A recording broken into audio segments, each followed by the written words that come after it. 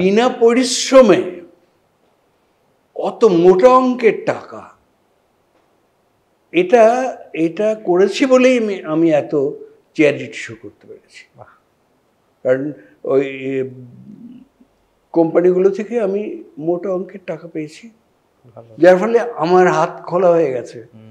আমি ইচ্ছা খুশি মতো অমুকের কিডনি নষ্ট হয়ে যাচ্ছে, ক্যান্সার হচ্ছে, আই হসপিটাল করবে, এই ছায়ানট বিল্ডিং তৈরি করবে, বিশ্ব সাহিত্য কেন্দ্রের বিল্ডিং হবে, আমি দুহাত খুলে তাদের চ্যারিটি ভালো যে এইগুলোর মাধ্যমে যদি কিছু ভালো কিছু কাজ করা যায়, এটা তো অবশ্যই হয় না।